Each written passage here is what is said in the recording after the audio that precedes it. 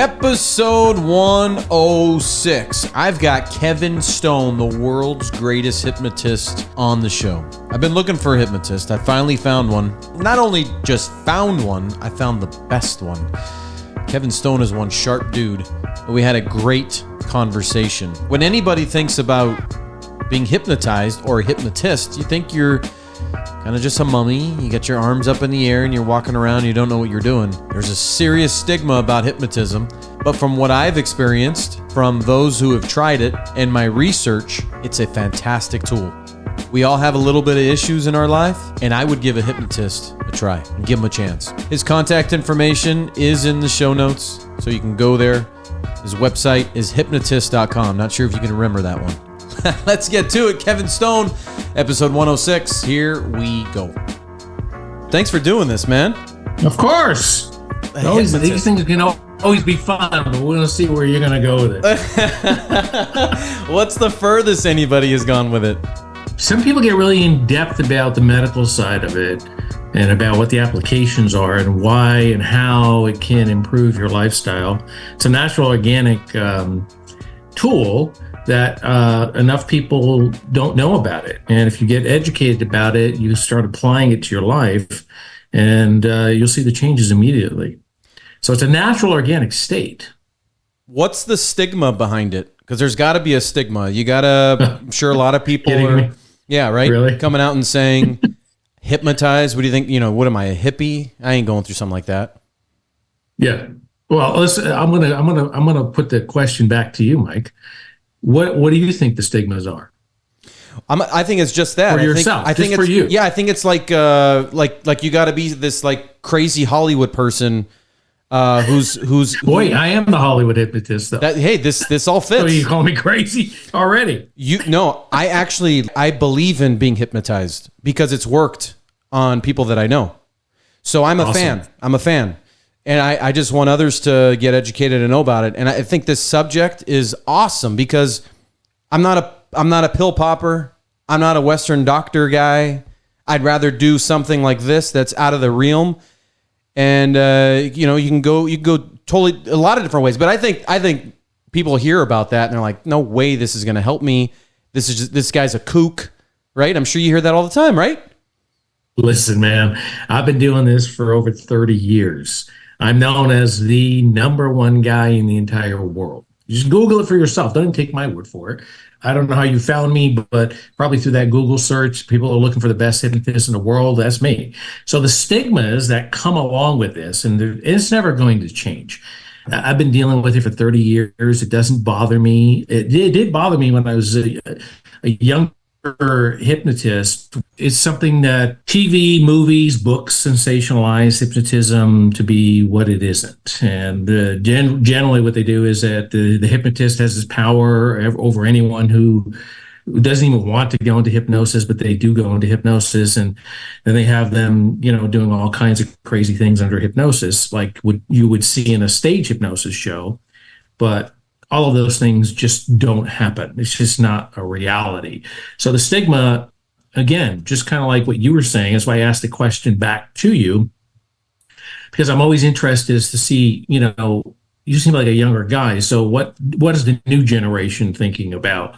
What is it that they're seeing about hypnosis, and why are they programming themselves with this negative stereotype of what it is? And so it's always interesting to me. But yeah, the stigma is going to be there. It's always going to be there. It's like any other career choice. If you bring up a lawyer or if you bring up a used car salesman, what are the images that you're conjuring up? It's the general stereotypical things. And that's just how the way the world works. And if people want to stay closed-minded and not go beyond what that is, then that's on them. When you get a guy or a girl who has that stigma and is leery about a hypnotist, do you then say... Everyone is. Do you then say, hey, do you have anything that's bothering you? Can I work on you? Right. So generally everyone has the stigma because that's the way we're conditioned to believe about what hypnosis is. Just like I gave some examples about a lawyer or a used car salesman or a doctor. Everyone conjures up these images automatically because of what they've been programmed with on TV and the movies, what they read in books. So all of the images are pretty much the same. So when it comes to hypnotism, very few people, well, I shouldn't say that. There are people who are receptive and understand it because they've studied it and they've actually utilized the application on themselves. Because you got to remember this. All hypnosis is self-hypnosis, and we go in and out of it about 1,000 times a day. It's our natural state. It really is. And in fact, you, my friend, are a hypnotist as well, but we'll get into that later on in the conversations. You just don't realize that you're a hypnotist, but you are. And so we are all suggestible to what's happening around us. It's called environmental hypnosis. And like I said, we go in and out of this process about 1,000 times a day. So why not understand the process, harness the power, and utilize it for yourself so you can achieve your maximum potentials in life and remove the blocks to get where you want to go and live your full maximum life. So that's the power of this natural organic state. So the stigma, everyone has these things in their head. And every hypnotherapy session I do, every comedy stage hypnosis show that I do, everyone has the same stigma where, again, they're afraid of it. They're not really sure what's going to happen.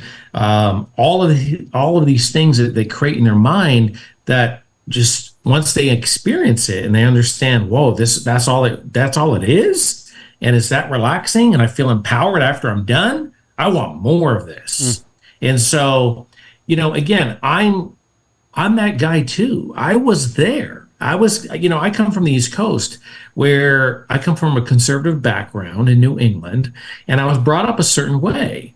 And so that certain way really limited my mindset, put the blinders on for a lot of things, and whatever I was programmed or told, that's what it was.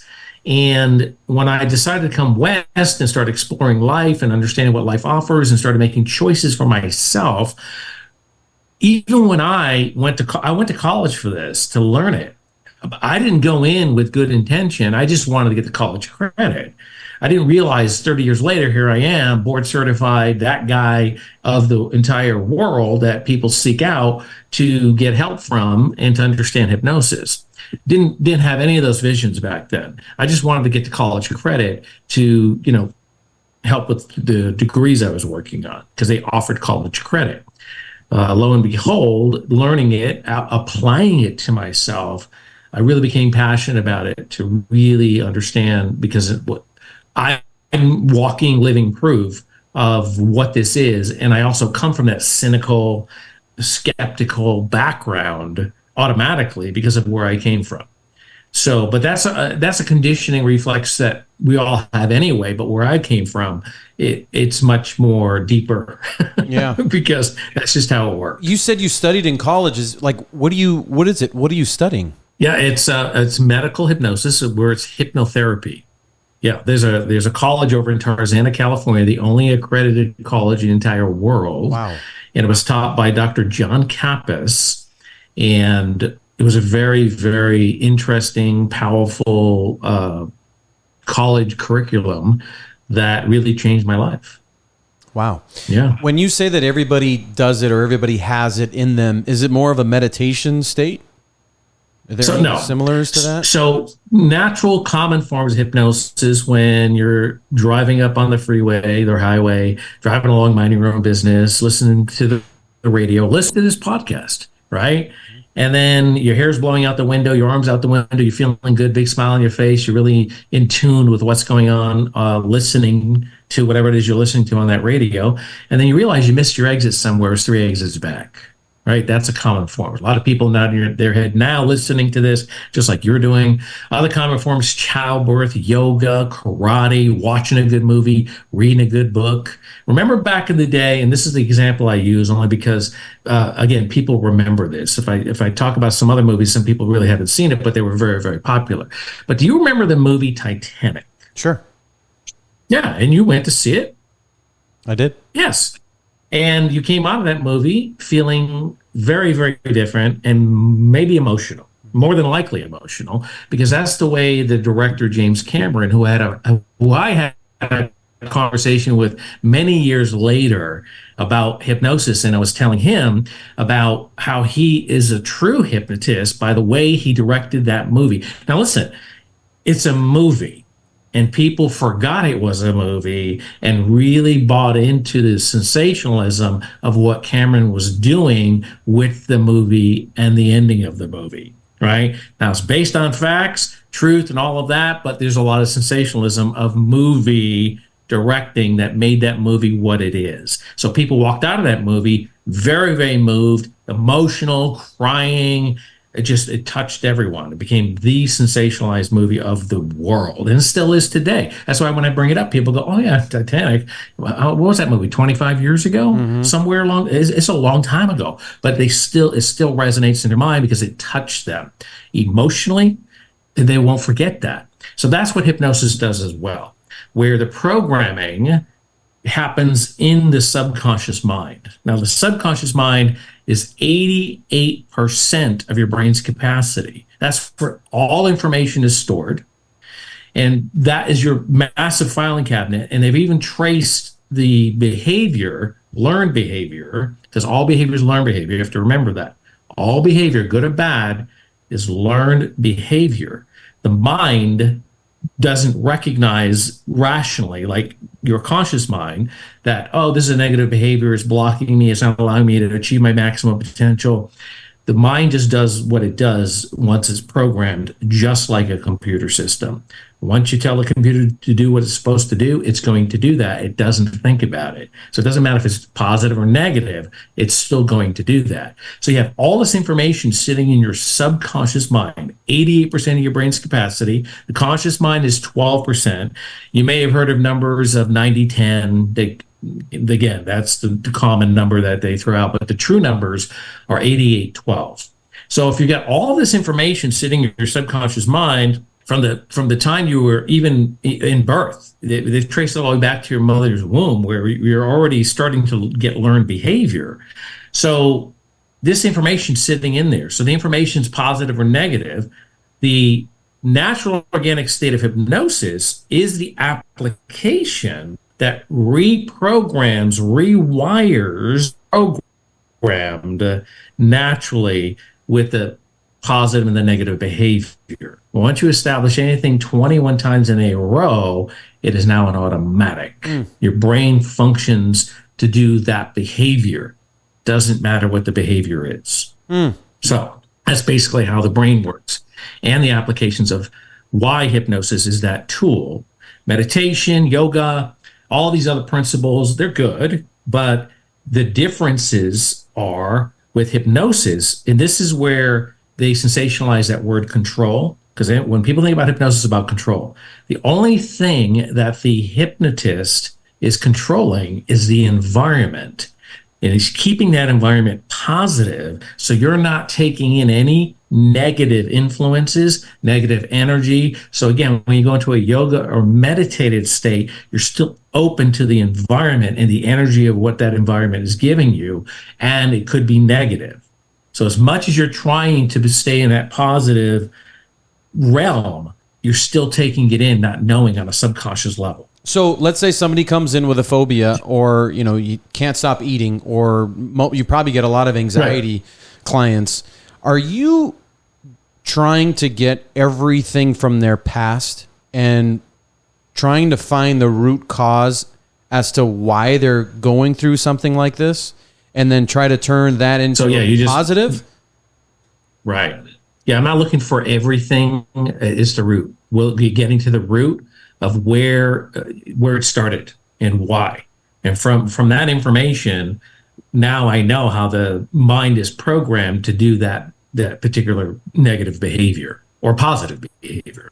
Most people aren't coming in to change the positive behavior, they're coming in for the negative, right? But you can change both. It really depends on what you want to do, but most of it's negative. So yes, get to the root of what it is. And sometimes you don't even really have to, right? Generally, let's say to keep everything easy and easily digestible for people listening to this. So a smoker, okay, most smokers, they probably started more than likely in high school, where they were around 12, 13, 14 years old, and they stole some cigarettes from their parents, and they and their buddies went behind a shed or a bathroom, and they took their first drag on a cigarette. The first response was obviously negative because they coughed, they couldn't deal with it, but somehow they ended up picking up the addiction because there is sugars, there's all kinds of chemicals, there's all kinds of things. So they continued to smoke. And then 30, 40 years later, they're calling somebody like me saying, hey, I want to stop smoking. So generally, I already know the root. And when I say it, they go, how do you know that? Are you psychic? How are you reading my mind? Well, again, you have to understand behavior. And once you understand behavior, all of us humans are basically built the same. And so once you get that, then you can pretty much know where the areas are of when the negative behavior started, so you can start to change it and reprogram the mind. So in that case, you're trying to reprogram the brain in a sense? Well, I'm not trying to do anything. I'm the guide. I'm the facilitator, right? So when people come to me, it's because they've tried everything. They've tried the pill, the patch, the needle. They've tried cold turkey, everything imaginable, but it's not working for them. Why isn't it working? Or did it work? And several years later, they started smoking again. The reason is because they didn't change the programming system in the computer, the hard drive. The 88%, because that 88% is what drives us every single day. And we don't even realize it. Just like right now, if I tell you, Mike, and everyone else to think of a pink elephant in a room, what did you just do? Yeah. Even though you say, I'm not going to do it, you just did it. See, that was a direct suggestion. And I'm basically speaking to the subconscious mind to say, that's what you're going to do. And the more you try not to do it, the more you are going to do it. So it's the same thing with a negative behavior that we do realize that is prohibiting our lives or affecting our health, that they realize I'm powerless behind this. And the easy metaphor I like to give is, again, I used to be able to, and you seem like a younger guy. In my generation, I had a 6-cylinder, 8-cylinder car where I can get under the hood and work on that car and fix that car by myself. I wouldn't have to take it to a mechanic. Okay. Nowadays, if I open the hood of my car, there's no way possible I can get under there and fix that. I got to take it to a specialist, and he's got to look at that. And immediately, if I'm at a good mechanic, as soon as I drive into the garage, he opens up that hood. He knows exactly what's going on with that particular car and that model. Why? Because he's a professional. And so it's the same thing with what I do, or any doctor. They pretty much know what that behavior is, or why it's doing what it's doing, or what it's not supposed to be doing, or what it should be doing. So it's same concept where, again, it's just basically breaking it down, finding, and then fixing. And it's not me fixing. Again, the hypnotist has no power. I don't sprinkle any voodoo dust on you. I don't do any magic or hocus pocus. Again, all these things you see in the movie and television. What I'm doing is speaking to your subconscious mind because you're giving me that permission. And once you give me the permission, I'm able to go in like the mechanic, just like when you drive your car and you just gave them the permission to go inside your car, open up the hood and fix whatever's possible because you just want to get out of there within an hour and drive your car again. Same thing. So they come in. I'm not really fixing them. I'm guiding them to where they need to go to reprogram that hard drive, that subconscious mind, to now do what they're supposed to do. Now, some of it, like smoking, could be one session, you're done. So the story I like to tell with that is also because people ask. So let me tell you before you ask me. So I had a 40-year smoker, 2.5 packs a day, Camel non-filter cigarettes. Okay, one of the worst cigarettes you can possibly smoke. There's no filter on it, it's straight tobacco, and you're sucking on that 3-inch stick, and is nothing but bad. 2.5 packs a day, 40 years. Okay. Now, we didn't even do the formal hypnotherapy session. He didn't call me and do it that way. We actually ended up doing it in a lecture, comedy stage hypnosis situation where he reluctantly came up on the stage because his wife forced him up there because she had just seen me on one of the television shows. So she knew what was going to happen. He didn't. And he just felt, okay, I'm going to make my wife happy. I'll go up there, and then I'll just go sit back down within a couple of minutes. And I'll be fine. Well, he ended up staying through the entire program. And at the end of the show, I give very powerful suggestions. I've perfected a mini hypnotherapy session in my programs. And so it's not a full hypnotherapy program, but I tell them, if you do come up and volunteer, you're going to change your life from this experience. Not only from the experience, because you have a lot of fun doing it, but I'm going to give you some very powerful suggestions at the end of this program, as if you were in my personal office doing hypnotherapy. So that kind of gives you the incentive to come up, because you start to realize, wow, I get to benefit from this in so many different ways. Why not? So he reluctantly did all of that, stayed throughout the entire program, was one of the funniest guys I've ever watched in one of these programs. Because when you get me laughing, after I've been doing this a long time, it's that's a feat all within itself. Because I've seen it everything, right? So at the end of the show, I gave powerful suggestions. I did not know what he wanted to change. I never know what people want to change. But at the end of the show, I gave them the opportunity. And so a lot of them email me after the fact, or they tell me right after the show what happens. But with this particular gentleman, he basically said, hey, listen, can I talk to everybody? Can I grab the microphone? This is like 3,000 people. And I want to share my experience. And I looked over. Now, this was the CEO of this particular company. So, of course, I'm going to give him the microphone and go, yeah, go ahead, do what you got to do. And so he basically said, listen, I didn't want to come up here. I was forced up here. My wife forced me up here. That gets a big laugh. And I thought I was just going to sit back down within a couple of minutes, but I stayed throughout the entire thing because I felt amazing. I feel absolutely unbelievable, unlike I've ever felt in my entire life.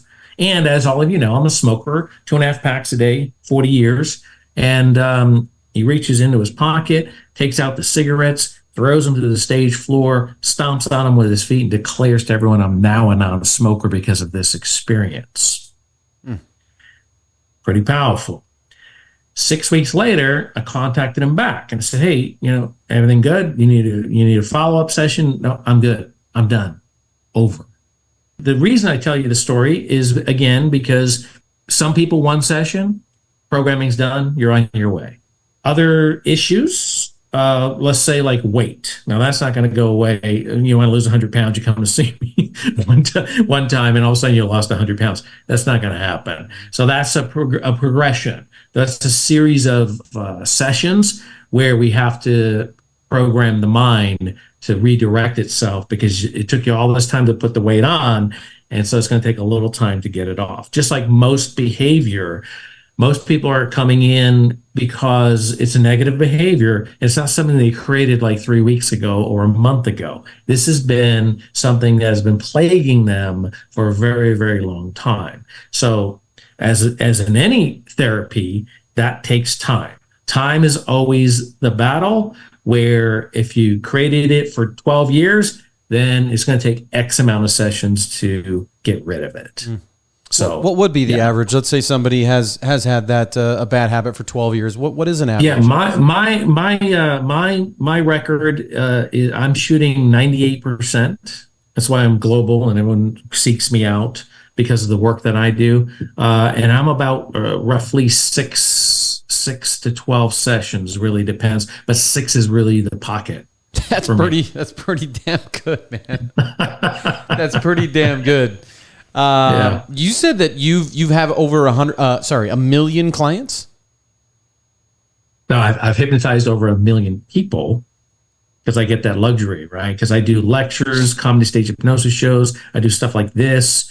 So in my lifespan, it's probably more than 1 million now, because I've been doing this a long time.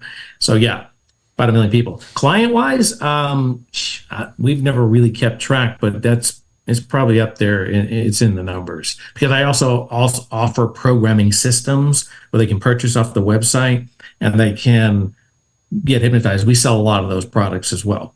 And you feel like most of your clients, this is a long-term effect, right? How often in 5 or 10 years do they come back and say, hey, Kevin, I need another session here. Get me back on track. If they're coming back in 5 or 10 years, then they're coming back with a different issue. It's not the same issue. Because again, like the computer, once you tell the computer or take out the virus in the computer, it's done. It's over. It doesn't come back. Now, there are temptations like with smoking, weight, food, right? There are temptations, but you're blocked from that. And so you have that choice at that point if you're going to do it or not.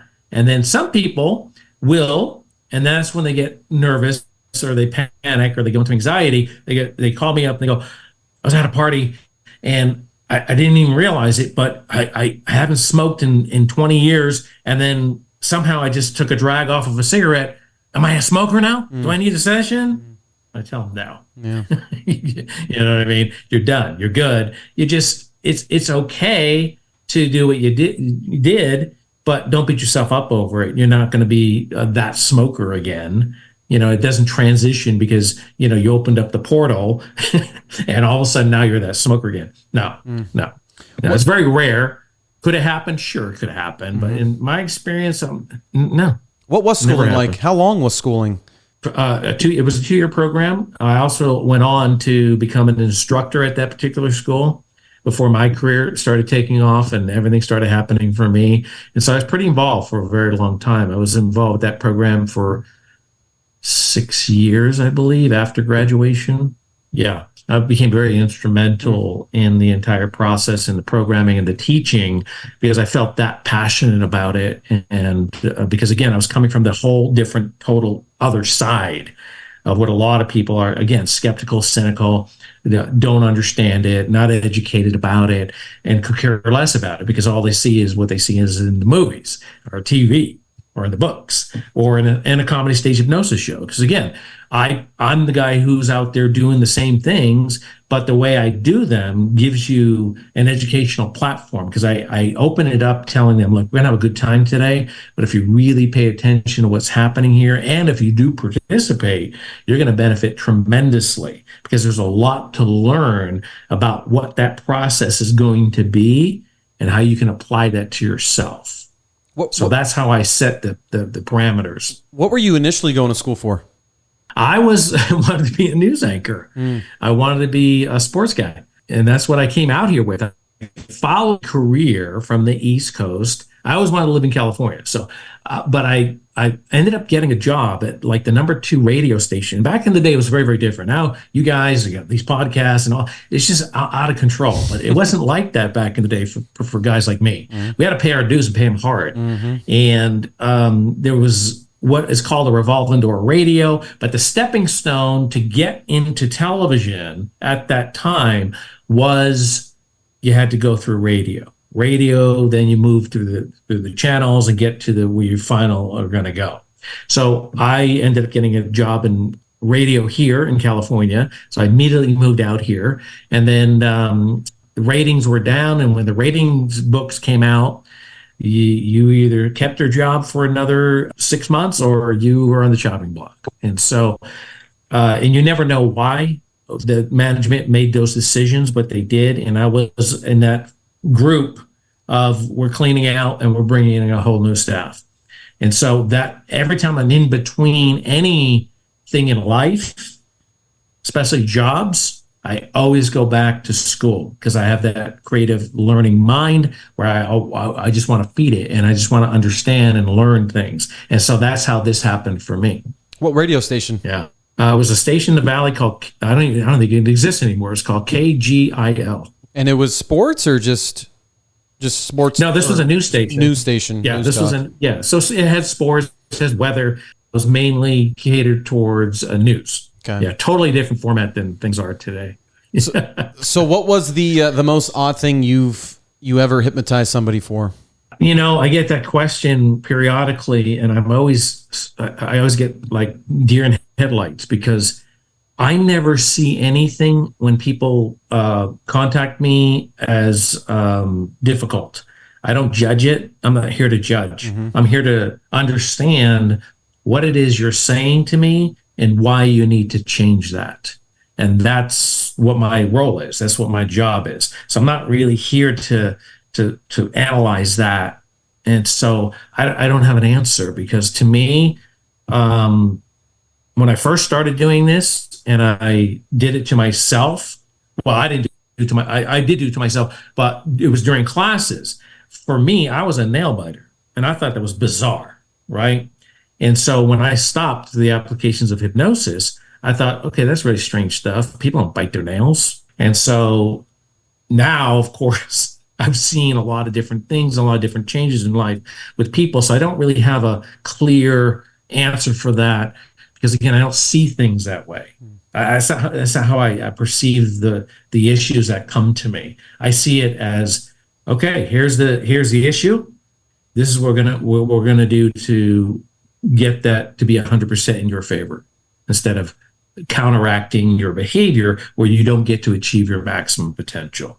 So, yeah, sorry I don't have an answer. I hope that answers the question. No, that's fair. That's fair. I respect that. I like that because I don't think that's judge worthy. Everybody's got issues and we're all a little bit different, and that wouldn't be right of you to be judgmental on somebody who has an issue. And you can't. As a therapist, the moment you're a failure.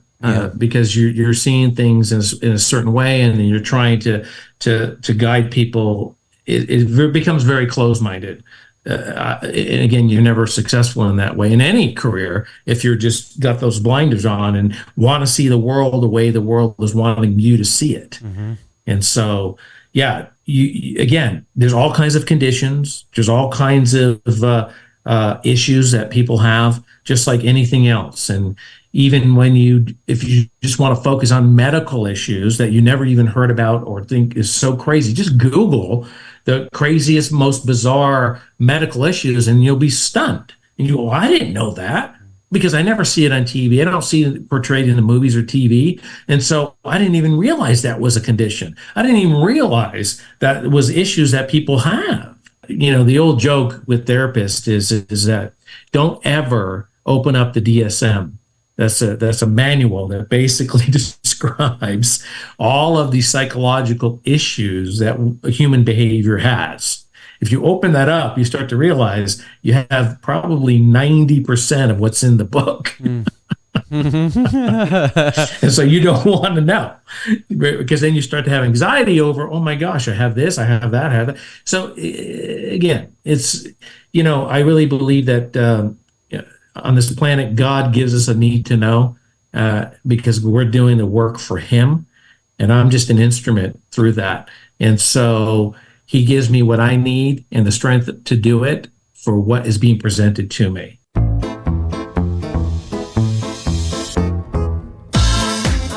Hey there, guys, it's Mike. As I've delved deeper into how big institutional brands support world economic health agendas and push these woke ideologies, it's become glaringly obvious that our everyday purchases matter more than you think. If you're anything like me, you're tired of unintentionally supporting brands that don't align with our values. Imagine this. Every time you swipe your card, you're casting a vote.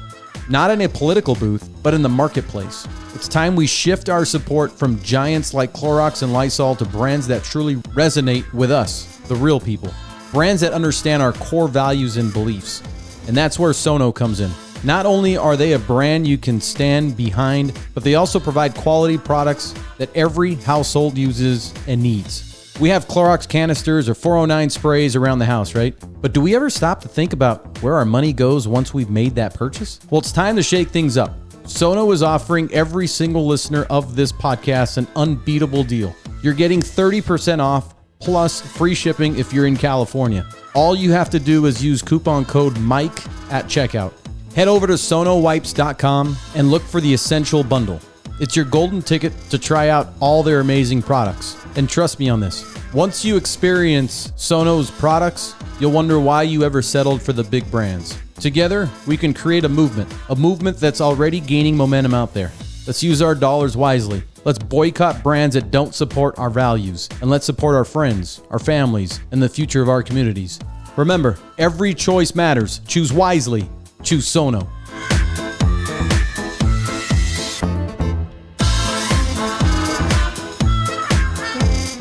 And so that's how I perceive the whole process of what I do.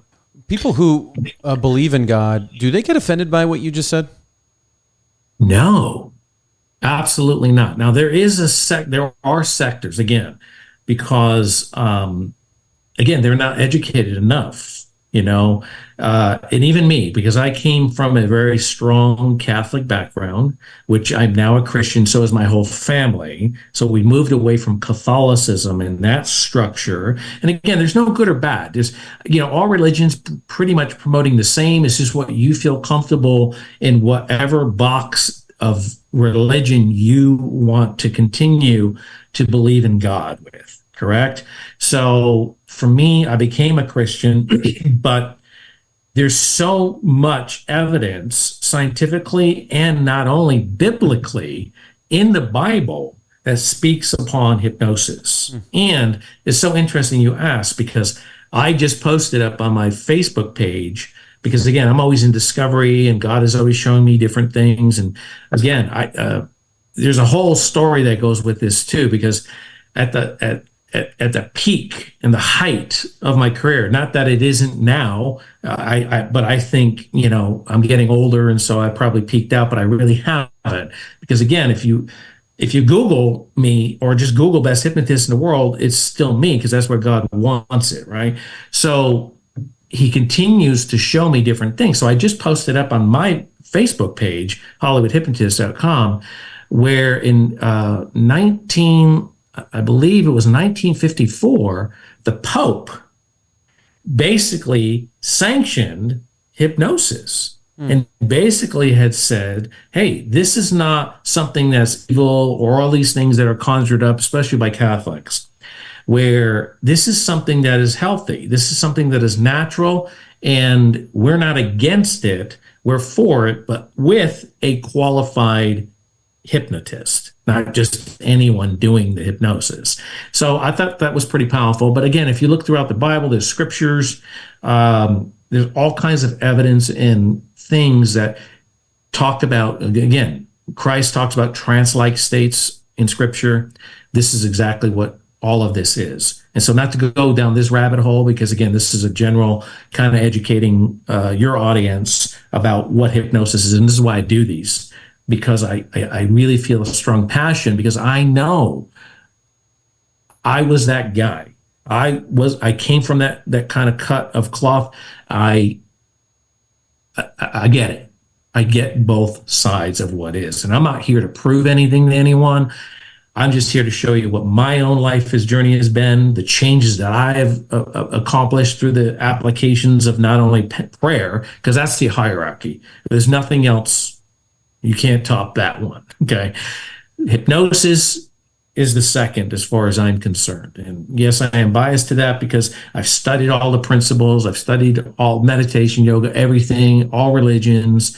And where I'm at with what I'm speaking about is why I'm passionate about it. Because again, it's just understanding it and utilizing a natural, organic tool that's God-given to help us through this journey on this earth.